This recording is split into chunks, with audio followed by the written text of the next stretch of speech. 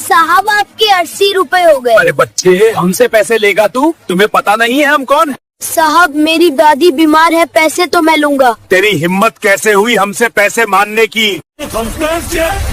हमसे पैसे लेगा तू? चल तुम्हें जेल में डालते हैं। अरे ये वीडियो किसने वायरल कर दिया? अब तो हमारी नौकरी गए। अब कौन बचाएगा हमको? दिल्ली के चांदनी चौक की भीड़ भाड़ वाली सड़कों पर एक छोटा सा रिक्शा धीरे धीरे आगे बढ़ रहा था। इस रिक्शे को चला रहा था केवल 10 साल का एक दुबला पतला लड़का आदित्य। उसके छोटे हाथ रिक्शे के भारी पैडल को मुश्किल से संभाल पा रहे थे। आज शाम को 3 पुलिस वालों ने उससे जबरदस्ती 500 रुपए छीने थे और उसे इतनी बुरी तरह पीटा था कि उसके शरीर पर नील के निशान पड़ गए थे। लेकिन किसे पता था कि यह वही बच्चा है जिसे सुप्रीम कोर्ट के सबसे सम्मानित जज राहुल कुमार पिछले 8 सालों से रो रो कर ढूंढ रहे हैं। जब यह सच्चाई सामने आई तो उन पुलिस वालों की सांस अटक गई। वे कांपती आवाज में बोले, अब तो ऊपर वाला ही बचा सकता है हमें। तेज बारिश की बूंदें रिक्शे के छोटे से तिरपाल पर बज रही थीं। आदित्य अपनी पुरानी टोकरी में रखे 50 रुपए को देखकर परेशान था। शाम के 6 बज चुके थे और अभी तक उसने केवल 3 यात्री ढोए थे। उसके फटे हुए कपड़े बारिश से पूरी तरह भीग गए थे, लेकिन वह हार मानने को तैयार नहीं था। रिक्शा चाहिए साहब, रिक्शा चाहिए, वह अपनी कमजोर आवाज में बार बार चिल्लाता रहा। सड़क पर जाने वाले लोग उसे देखकर नजरें फेर लेते थे। किसी को उस छोटे बच्चे की परवाह नहीं थी जो अपनी बीमार दादी की दवाई के लिए रिक्शा चला रहा था। रेड लाइट पर आदित्य का रिक्शा रुका हुआ था जब 3 पुलिस वालों की नजर उस पर पड़ी। मुख्य पुलिस वाला हेड कांस्टेबल विकास शर्मा अपने 2 साथियों कांस्टेबल संजय और कांस्टेबल अनिल के साथ पान की दुकान के पास खड़ा था। उनकी वर्दी पर पानी की बूंदें चमक रही थीं, लेकिन उनकी आंखों में शरारत की चमक थी और चेहरों पर क्रूरता का भाव था। देखो, ये छोटा बच्चा रिक्शा चला रहा है, क्यों ना इससे मुफ्त की सवारी करवा लें, विकास ने अपने साथियों से व्यंग से कहा। बाकी दोनों पुलिस वाले शैतानी भरी हंसी हंसने लगे। अरे छोटे, यहाँ आ, विकास ने आदित्य को इशारा किया। आदित्य की आंखों में उम्मीद की चमक आई। वह तुरंत अपना रिक्शा लेकर उनके पास गया। साहब कहाँ जाना है? केवल 20 रुपए किलोमीटर, आदित्य ने विनम्रता से कहा। विकास और उसके 2 साथी रिक्शे में बैठ गए। रिक्शा छोटा था और ये 3 लोग अचानक बैठ गए। आदित्य की हालत और भी खराब हो गई। उसे इतना भारी वजन उठाना मुश्किल हो रहा था, लेकिन फिर भी वह पैडल मारता रहा। चल तेज चला रे, संजय ने चिल्लाकर कहा। साहब मैं कोशिश कर रहा हूँ, आदित्य ने कांपती आवाज में कहा। 2 किलोमीटर चलने के बाद वे एक सुनसान गली में रुके। जब आदित्य ने पैसे मांगे तो वे जोर से हंसने लगे। अरे छोटे, हमसे पैसे मांग रहा है, विकास ने घमंड से कहा। हम पुलिस हैं, छोटे बच्चे पुलिस से पैसे नहीं मांगते। आदित्य की आंखों में आंसू आ गए। साहब मेरी दादी बहुत बीमार है, मुझे दवाई के लिए पैसे चाहिए, कम से कम 60 रुपए तो दे दीजिए, वह रोते हुए बोला। विकास का चेहरा गुस्से से लाल हो गया। अभी भी बक रहा है, चल भाग यहाँ से, उसने गुस्से में कहा। आदित्य ने उनके पैर पकड़े। साहब आधे पैसे ही दे दो प्लीज साहब। तभी विकास ने गुस्से में आकर आदित्य की छाती पर जोर की लात मारी। बच्चा जमीन पर गिर पड़ा। संजय ने उसके कान पर तड़ाक से थप्पड़ मारा। चला जा यहाँ से, वरना थाने में बंद कर देंगे, अनिल ने धमकी दी। विकास ने उसकी जेब से 50 रुपए भी छीन ली। ये हमारा हक है, वे हंसते हुए बोले। पास की चाय की दुकान वाले अंकल ने देखा और बोले, साहब ये मासूम बच्चा है, इसके पैसे वापस कर दो। लेकिन उन्हें भी मार पड़ी। विकास ने उनके मुंह पर भी थप्पड़ मारा। तेरी हिम्मत कैसे हुई पुलिस को टोकने की? आदित्य डर गया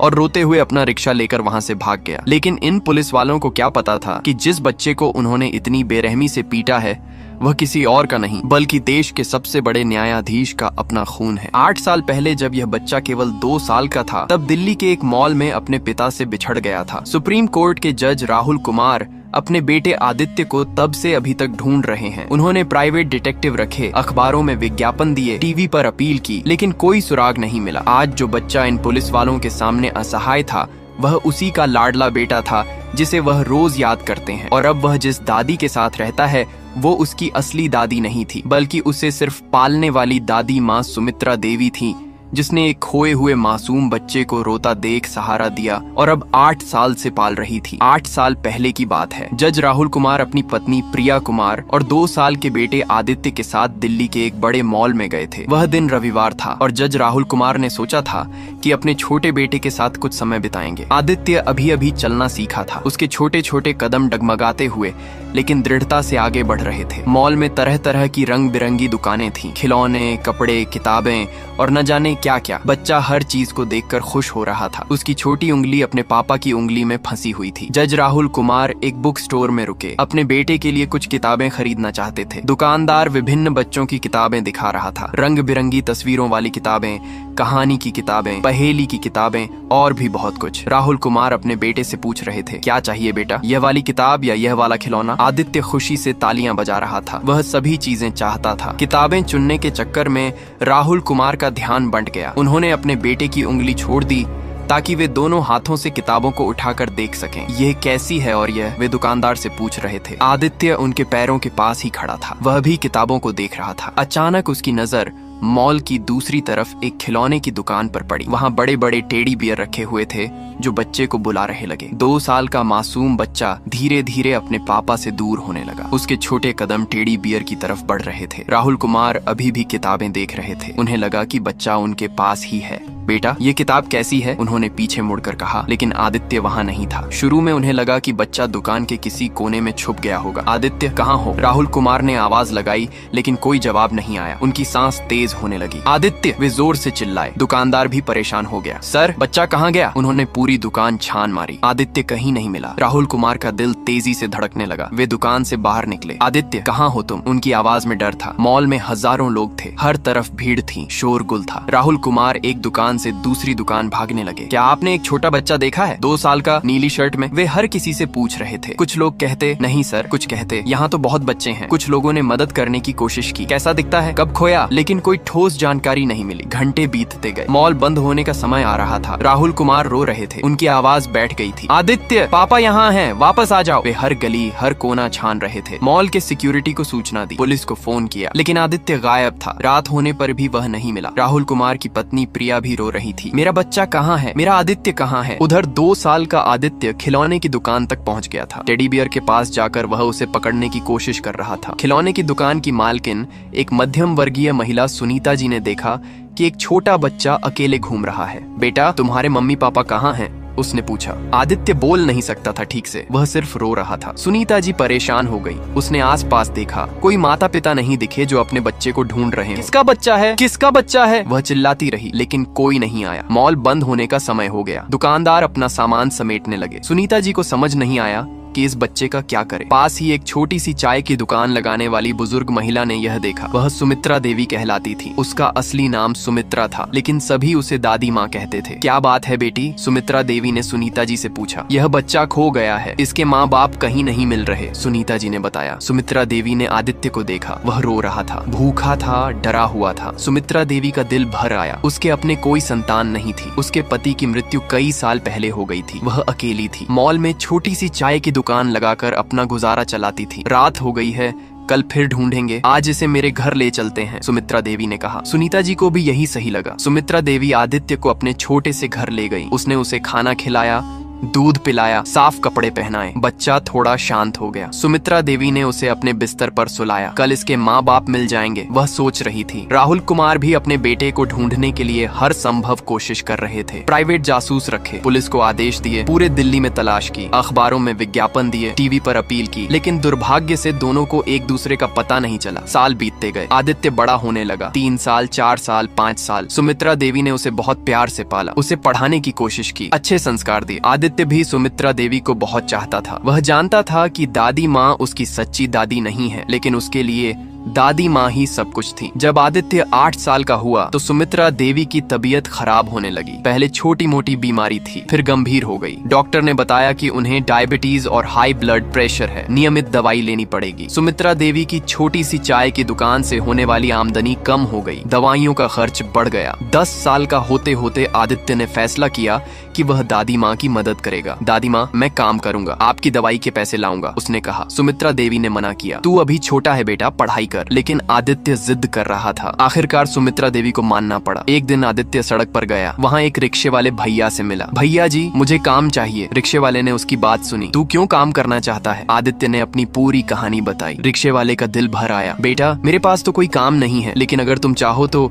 मैं तुम्हें अपना पुराना रिक्शा दे देता हूँ, तुम इससे लोगों को ढो सकते हो। आदित्य की आंखों में चमक आई। लेकिन भैया, मेरे पास पैसे नहीं है रिक्शा खरीदने के लिए। रिक्शे वाले ने कहा, ठीक है बेटा, तू इसे ले जा, जो भी कमाई होगी आधा तू रख लेना, और आधा मुझे दे देना। आदित्य खुश हो गया। वह रोज रिक्शा चलाने जाने लगा। चांदनी चौक, कनॉट प्लेस, कहीं भी जाकर यात्रियों को ढोता। जो पैसे मिलते उससे सुमित्रा देवी की दवाई लाता। सुमित्रा देवी को बहुत गर्व था अपने पोते पर। कितना समझदार है मेरा बेटा। लेकिन आज जो कुछ हुआ था वह आदित्य के लिए सबसे बुरा दिन था। पुलिस वालों ने उसे बुरी तरह पीटा था, पैसे भी छीन लिए थे। अब वह क्या मुंह लेकर दादी माँ के पास जाएगा? कैसे बताएगा कि आज दवाई नहीं ला पाया? आदित्य लड़खड़ाते हुए अपने छोटे से घर पहुंचा। उसका शरीर दर्द से कराह रहा था, कपड़े फटे हुए थे। सुमित्रा देवी अपने बिस्तर पर लेटी हुई उसका इंतजार कर रही थी। आदित्य को देखते ही वह चौंक गई। बेटा, ये क्या हाल है तेरा? सुमित्रा देवी घबरा कर उठ बैठी। आदित्य की हालत देखकर उसकी आंखों में आंसू आ गए। दादी माँ, आज कुछ गलत लोगों से पाला पड़ा, आदित्य ने कमजोर आवाज में कहा। वह सुमित्रा देवी से झूठ नहीं बोल सकता था। उसने पूरी घटना बताई। कैसे पुलिस वालों ने उसे रिक्शे में बैठाकर पैसे नहीं दिए और फिर उसे बेरहमी से पीटा। सुमित्रा देवी सुनकर रो पड़ी। उसने आदित्य को गले से लगाकर रोने लगी। उसे लगा कि वह अपने बेटे की रक्षा नहीं कर सकी। जिस वक्त पुलिस वाले आदित्य को मार रहे थे उसी वक्त उस गली में एक पत्रकार अमित वर्मा पूरी घटना को रिकॉर्ड कर रहा था। वह स्थानीय न्यूज चैनल दिल्ली हेडलाइन के लिए काम करता था। आज वह किसी और खबर के लिए उस इलाके में आया था, लेकिन जो कुछ उसने देखा वह उसे हिलाकर रख गया। उसने अपने कैमरे में पूरी घटना कैद की थी। कैसे 3 पुलिस वालों ने एक 10 साल के मासूम बच्चे से मुफ्त रिक्शा की सवारी की, पैसे नहीं दिए और फिर उसके साथ मारपीट की। अमित वर्मा का दिल भर आया था। उसने आदित्य का पीछा किया था, देखा था कि बच्चा कैसे रोते हुए अपने घर गया है। यह घटना दिखानी चाहिए, उसने सोचा। लोगों को पता चलना चाहिए कि हमारी पुलिस कैसी है। वह अगले दिन आदित्य के घर गया। सुमित्रा देवी की झुग्गी देखकर अमित वर्मा समझ गया कि यह कितना गरीब परिवार है। सुमित्रा देवी बिस्तर पर लेटी थी। आदित्य उसके पास बैठा था। मैं अमित वर्मा हूँ, एक पत्रकार हूँ, उसने अपना परिचय दिया। कल आपके पोते के साथ जो कुछ हुआ मैंने देखा है। सुमित्रा देवी और आदित्य दोनों डर गए। साहब, हमने कुछ गलत नहीं किया, आदित्य ने कहा। नहीं बेटा, तुमने कुछ गलत नहीं किया। गलत तो उन पुलिस वालों ने किया है, अमित वर्मा ने कहा। मैं तुम्हारी मदद करना चाहता हूँ। अमित ने सुमित्रा देवी से बात की। सुमित्रा देवी ने बताया कि यह बच्चा उसका अपना नहीं है। 8 साल पहले दिल्ली के एक मॉल में मिला था, तब से वह इसे पाल रही है। अमित वर्मा को पूरी कहानी बहुत दिलचस्प लगी। एक तरफ पुलिस वालों की क्रूरता, दूसरी तरफ एक बुजुर्ग महिला का त्याग और बीच में एक मासूम बच्चे की संघर्ष की कहानी। ये बहुत बड़ी खबर है, उसने सोचा। उसने पूरी घटना का विस्तृत रिपोर्ट तैयार किया, वीडियो को एडिट किया, एक प्रभावशाली शीर्षक लिखा। 10 साल का बच्चा बीमार दादी की दवाई के लिए रिक्शा चलाता है, पुलिस वालों ने मुफ्त सवारी करके बेरहमी से पीटा। यह शीर्षक था। अमित वर्मा ने वीडियो को सोशल मीडिया पर अपलोड किया, फेसबुक, ट्विटर, इंस्टाग्राम, यूट्यूब, हर जगह। वीडियो में साफ दिख रहा था कि कैसे विकास ने आदित्य को लात मारी थी, कैसे बाकी पुलिस वालों ने उसके साथ मारपीट की थी। वीडियो अपलोड होते ही तहलका मच गया, सोशल मीडिया पर आग लग गई। कुछ ही मिनटों में हजारों लोगों ने वीडियो देखा। लाइक्स, शेयर्स, कमेंट्स की बाढ़ आ गई। लोग गुस्से में टिप्पणियां कर रहे थे। यह कैसी पुलिस है? शर्म की बात है। इन पुलिस वालों को तुरंत नौकरी से निकाला जाना चाहिए। यह बच्चा कितना बहादुर है। सरकार को इस पर तुरंत कार्यवाही करनी चाहिए। 1 घंटे में वीडियो को लाखों व्यूज मिले। 2 घंटे में यह ट्रेंडिंग में आ गया। मीडिया चैनलों की नजर इस पर पड़ी। हर बड़ा न्यूज चैनल इस खबर को दिखाने लगा। पुलिस की क्रूरता का शिकार हुआ 10 साल का बच्चा, रिक्शा चलाकर पैसे नहीं दिए, बच्चे को पीटा, मासूम बच्चे के साथ अमानवीयता। हर चैनल पर यही चर्चा हो रही थी। स्थानीय स्तर पर भी हंगामा मच गया। लोग सड़कों पर उतर आए। हमें न्याय चाहिए, पुलिस की क्रूरता बंद करो, नारे लग रहे थे। छात्र संगठनों ने प्रदर्शन किया, महिला संगठनों ने मोर्चा निकाला। सभी की एक ही मांग थी, इन पुलिस वालों को कड़ी सजा दी जाए। इधर उन 3 पुलिस वालों की हालत खराब हो गई। हेड कांस्टेबल विकास शर्मा, कांस्टेबल संजय और कांस्टेबल अनिल को एहसास हुआ कि वे बड़ी मुसीबत में फंस गए हैं। उनके घर वालों को भी शर्मिंदगी झेलनी पड़ रही थी। पड़ोसी उन्हें बुरी नजर से देख रहे थे। मीडिया ने इन पुलिस वालों की पूरी बायोग्राफी खोज निकाली। विकास शर्मा की यह पहली गलती नहीं, पहले भी कई शिकायतें आई हैं। भ्रष्टाचार के आरोप भी लगे हैं। मीडिया ने बताया कि यह पुलिस वाले पहले भी गरीब लोगों को परेशान करते रहे हैं, दुकानदारों से जबरदस्ती खाना खाते हैं, पैसे नहीं देते हैं। वीडियो अब राष्ट्रीय स्तर पर वायरल हो गया था। दूसरे राज्यों के लोग भी इसे देख रहे थे। अंतरराष्ट्रीय मीडिया ने भी इस पर रिपोर्ट की। India, police brutality on 10-year-old rickshaw puller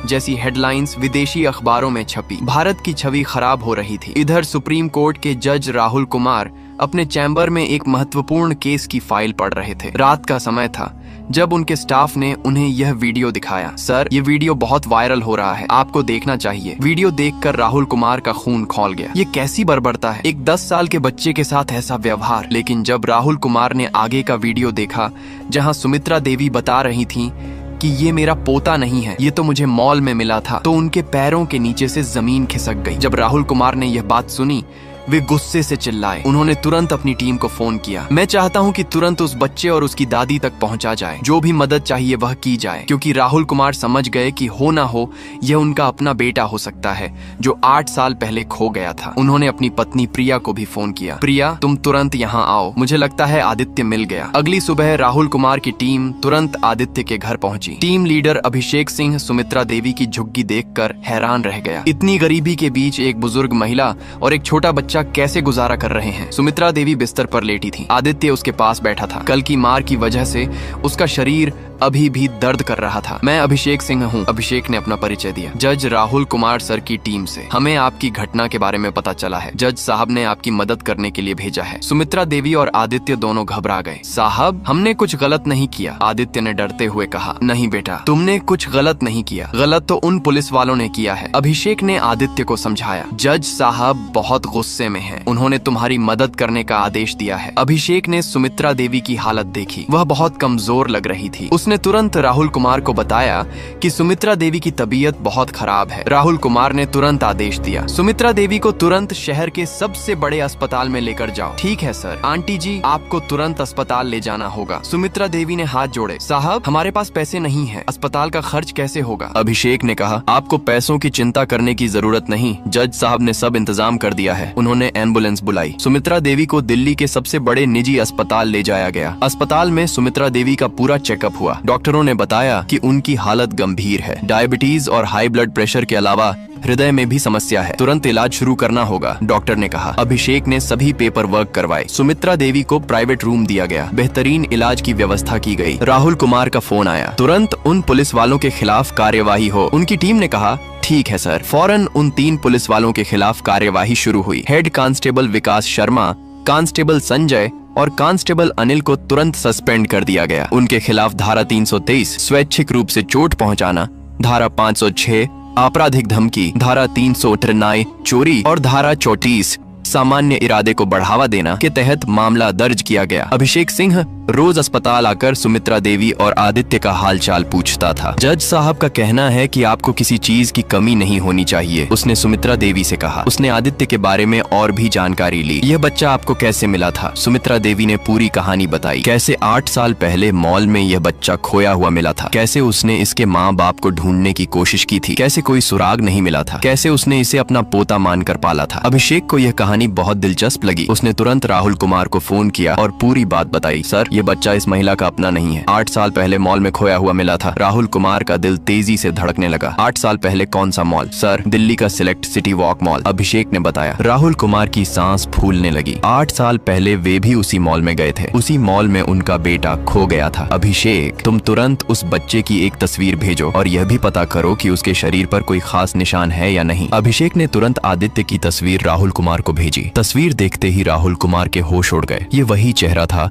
जिसे वे 8 साल से ढूंढ रहे थे। वही आंखें, वही नाक, वही होंठ, लेकिन अभी भी उन्हें पूरा यकीन नहीं था। अभिषेक, उसके शरीर पर कोई निशान है? उन्होंने कांपती आवाज में पूछा। अभिषेक ने सुमित्रा देवी से पूछा, आंटी जी, इस बच्चे के शरीर पर कोई जन्म का निशान है? सुमित्रा देवी ने कहा, हाँ बेटा, इसके बाएं हाथ की कलाई में एक छोटा सा काला निशान है और पीठ पर भी एक तिल है। अभिषेक ने तुरंत फोन पर यह बात राहुल कुमार को बताई। राहुल कुमार चीख पड़े, ये मेरा बेटा है, ये मेरा आदित्य है। वे रोने लगे। 8 साल की तड़प, 8 साल का इंतजार, 8 साल की खोज आज खत्म हो गई थी। उनका बेटा मिल गया था, लेकिन कैसी स्थिति में मिला था? एक गरीब झुग्गी में रिक्शा चलाते हुए, पुलिस वालों की मार खाते हुए। अभिषेक, मैं तुरंत आ रहा हूँ, किसी को कुछ मत बताना, ना बच्चे को ना उस महिला को, मैं खुद आकर सब कुछ संभालूंगा, राहुल कुमार ने कहा। वे तुरंत अपनी कार के लिए निकले। अपनी पत्नी प्रिया को भी साथ ले लिया। गाड़ी में राहुल कुमार सिर्फ अपने बेटे के बारे में सोच रहे थे। मेरा बच्चा इतने कष्ट झेल रहा था और मुझे पता तक नहीं था। वह रिक्शा चलाकर अपनी परवरिश करने वाली महिला की दवाई के पैसे जुटा रहा था। कितना संस्कारी बच्चा है। उनकी आंखों में आंसू थे। साथ ही वे उस बुजुर्ग महिला के बारे में भी सोच रहे थे जिसने बिना किसी स्वार्थ के